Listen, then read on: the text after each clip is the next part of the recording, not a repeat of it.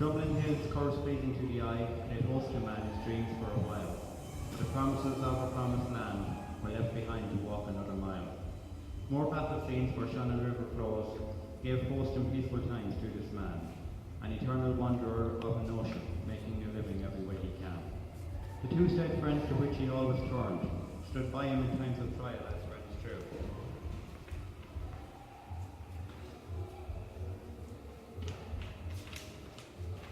Mistress Land, so false a promise of sea, also the ground bog is ranking you.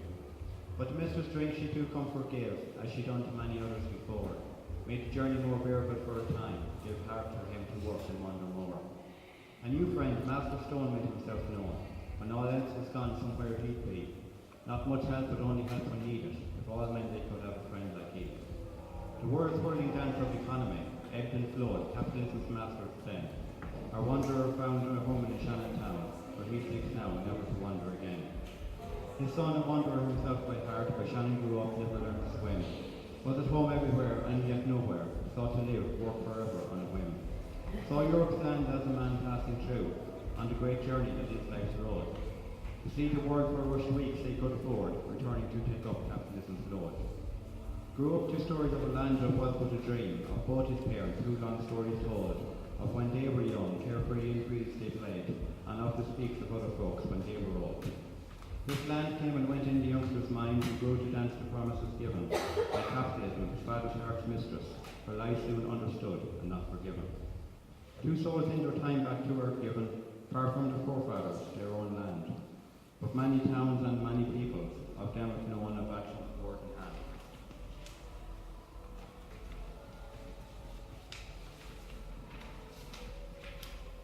They lie now among strangers who became friends, and work out his neighbourhoods, the local bar.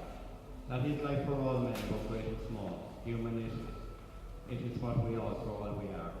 To those blood-soaked streets of former times, French and English scored each other with like. Irishmen brave fighting for both sides, depending on which at the time they like. The sun now returns his wandering over to the ones of ancestors that in time leave me, but in a photo of face, hopefully others will in time live in this land like me. All men are dreamers, they seek a dream, babble wide and promises by others made. Proven false, permanent as denied, and death all men said to sleep under spade. All men said to live among the tribe, among others they identify as us.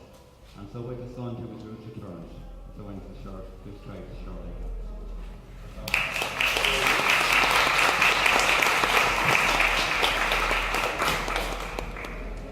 This poem is about the amount of cocaine that was going around during the Celtic Tiger. It's called, Where is All the Cocaine Gone? Long gone the halcyon days of the building boom bender and the South American cartel and the money we would send her. Politicians, doctors and overpaid bankers, from council houses to the Foxrock wankers. Ireland was a blizzard of Peruvian snow. And when each 8-bowl boat, the ego it did grow. Rich we were back then, and now we are broke. Only the select few can now afford a nose full of coke.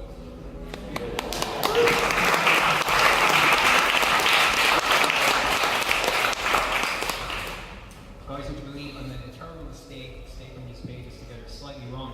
So there were actually 2 short verses left to that last week's idea.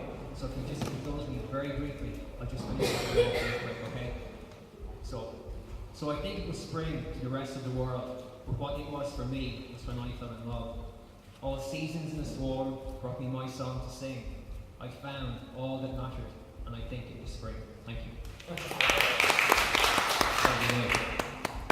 Okay, this piece is called The Coward's Drum, and basically it's about how we have far too many people in this country who love to talk about what they do if they got the chance. But whenever the chance comes along to do something, those same people disappear, which makes all their talk basically just a lot of noise. It's called The Coward's Drum. The Coward's Drum is his own Gatling gun, aiming rapid-fire volleys from a distance that's safe. The front line of his war is the high stool or armchair, in his own mind a general crusader with cape. He bangs out a song to right every wrong, all the details of how and the finer points of why, all action and answers before the map of tomorrow, but his strength of conviction soon gives way to that lie. Hear the coward's drum drawn out its refrain of rebuke and disdain for the foolish world it eyes. but its rage is soon hollowed to less than a whimper when the need of the hour calls for all brave men to rise. For that drum's favoured beat is of retreat, it can't straighten the backbone so given to bowing, too selfish for loyalty where the road is unknown, body and mind weaken when the ground's ripe for ploughing. For the coward's drum is a drunkard's dram, both vessels bringing knives that seldom ever abuse. Mastering ways to run or hide measures not the man. The coward's drum sounds the tune of a traitor's excuse. Thank you.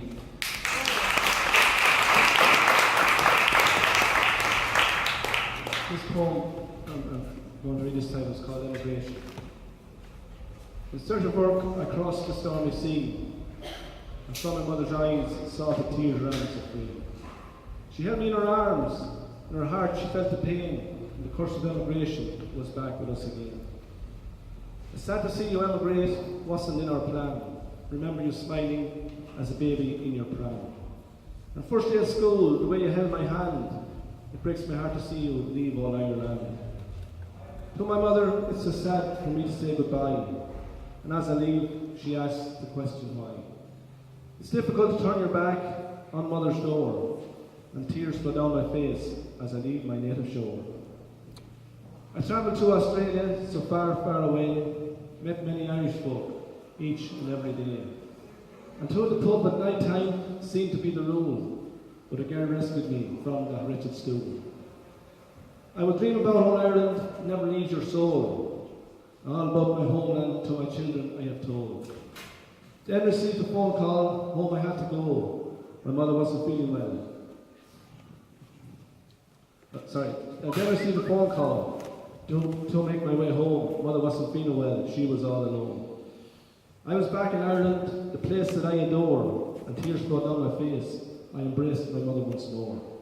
Her eyes lit up, for years she waited for this day, and the pain in her heart disappeared, finally went away. I sat down with my mother, and we talked of years ago. She walked across the kitchen floor, short steps and very slow. Her hair had turned to silver, and there was wrinkles on her face. But one thing never changed, Mom, her heart was still in the right place. She was contented, in her heart found peace. For the last time, kissed her gently on the cheek. Mother looked and smiled, and we said our last goodbye. And the angels took Mother to her new home in the sky.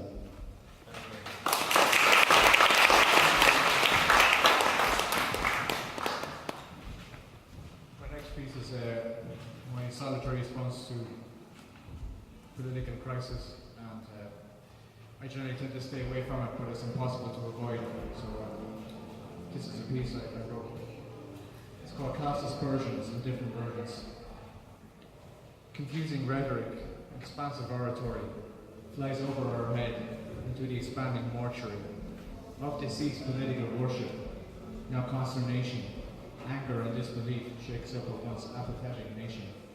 Deceived, robbed, humiliated, and put down. By bumbling politicians, greedy bankers, and clowned.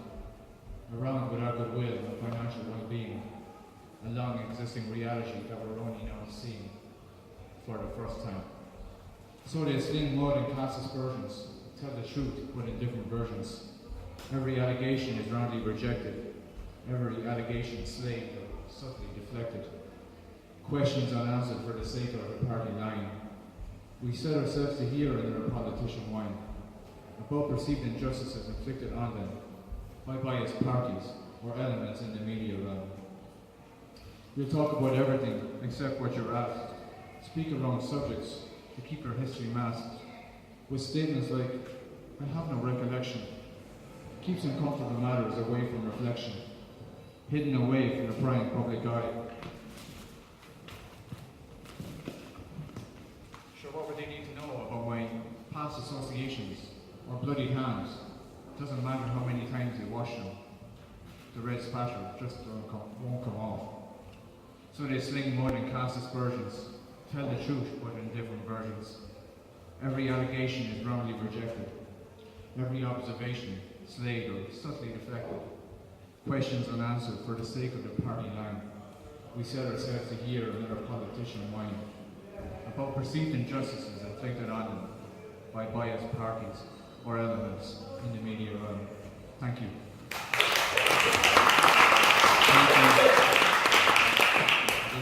We're almost done, are we? One more. Okay. This is a poem about a fellow who unfortunately inspires a lot of people here in the UK, now in America, here in Ireland. Called JFK. Jeremy F. and Kyle, Jeremy F. and Kyle. Who do you think you're fooling with that cheap for Michael Smile? You sit down on those steps there with your tests for DNA, rejoicing in the ratings that are climbing up today. Jeremy Kyle, Jeremy Kyle. You preach down to your guests and tell them they're all in denial, that their kids are out of control and the system's not to blame. But family destruction is your lucrative little game. Jeremy Kyle, Jeremy Kyle. You lie beneath the surface like a Queensland crocodile and an attack with lie detector test your lawyer reports and trials. Jeremy F. and Kyle. Jeremy F. and Kyle. You try to copy Springer, man, you haven't got his style. He was the mayor of Cincinnati and the king of talk show host. You're a queen of death and drama, it's your one and only boast. So Jeremy Kyle, Jeremy F. and Kyle. Go live on social welfare, man, live but come back in a while. Try to live without your salary, champagne and limousines, and without your fat pheasant, and without your designer jeans. Jeremy F. and Kyle, Jeremy F. and Kyle. Get off my television, man, interfering with my child. I'd rather get a dose of piles or eat ceramic kitchen tiles than listen to you jabbering, man, my beloved Buddy Boyles. Jeremy Kyle. Who do you think you're fooling with that cheap from Michael Smile? Thank you.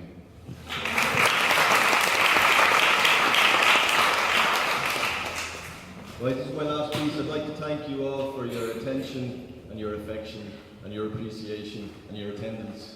I think that's everything. Right, this is called Beach. It's about sleep and dreams and the ocean and what it must be like to be a whale. Here I am returned from sleep, awake, beached like a whale from the deep, caught in the current whose strength is beyond even me. Oh, I trash about from snout to tail, but to no avail, for despite my own formidable power, 'tis as nothing when compared to the ticking hour, the advancing planets, whose rhythmic dances dip us in and out of trances, wherein may lurk some answers, but just as they come within our reach, we find ourselves back on the beach. Thanks.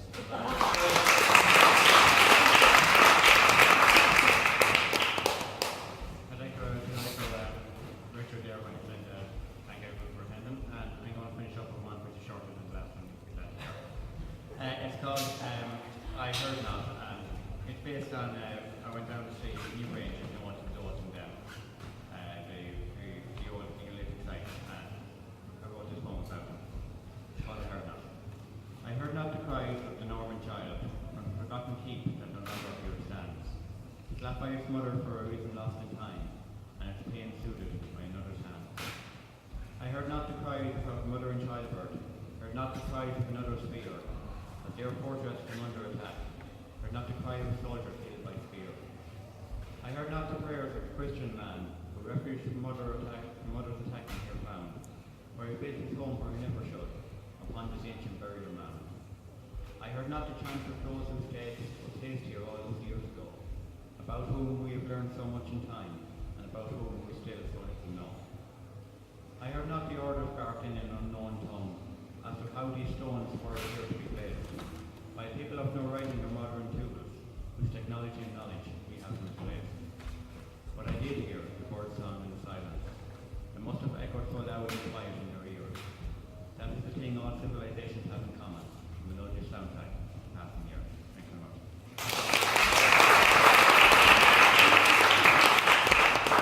Thanks to everyone that came today. It's great to see so many faces. My last poem is about a daydream I have most days. It's called Lamborghini Daydream. 8 bowl of Coke and a supermodel cohort. One hand on the wheel, chilling as we snort. Revving up the engine to its maximum speed. Glad as the princess rolls up the weed. Thundering down the motorway, vision from heaven. Shooting out the window with an AK-47. Supersonic supercar, this is live stream. Just another lottery Lamborghini daydream. Thanks very much.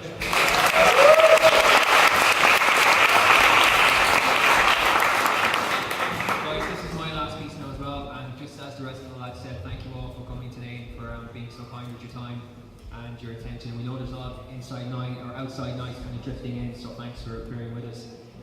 can only follow David by reading something about love, because that's about the only thing we might compete with it. This is a poem about falling in love, and it's called Landfall. I know the freckles on her face, like any sailor knows the stars, all laid out across the heavens and always there to guide me home. And like a sailor out at sea, whene'er my life is without light, her gentle soul is my Orion, that I might know I'm not alone.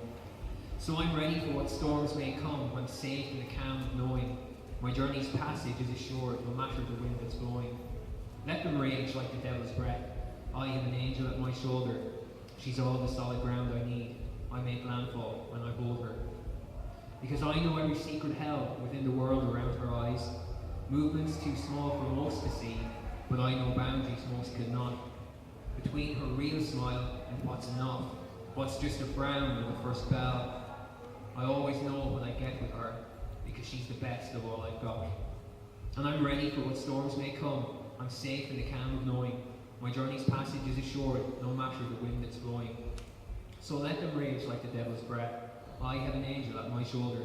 She's all the solid ground I need. I make landfall when I hold her. Thank you very much.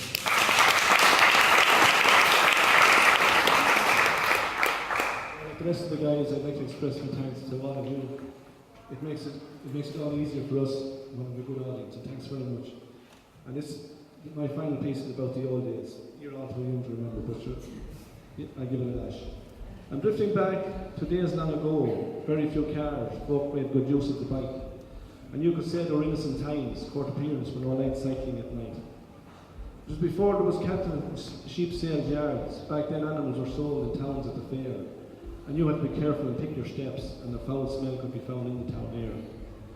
I remember being in a public house in those days. You put some thought on where you were going to sit, because I saw grown men smoking their pipes, and I would hit the bullseye at 10 feet with a spit. A lady passed by, a hen turkey on the back of her bike. We could hear her for miles. Her bike was an old crock, and the turkey sat there smiling. She was so happy. She was going to visit her good friend the cock. Autumn in the cornfields was the binder. We watched as we picked the hazelnut on the hill, but hear the familiar sound from the farmyard. Threshing the corn was the old threshing mill. As I dared in once more, those days come alive. I see my father returning home from work on his bike. Those days will remain in my memory. As I grew up, they were all part of my life. Thank you.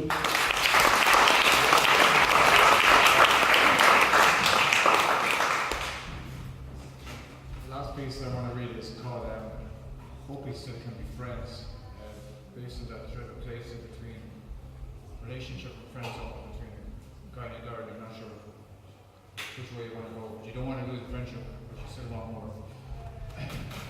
I'm sure people can connect with that. I hope we still can be friends. Why do I see this as the end, rather than the beginning? What my demons keep on winning.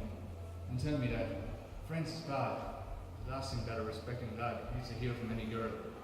Now my mind's out in a whirl, because I don't know what to do. Two questions I keep running through. If I say no, do I chase her away?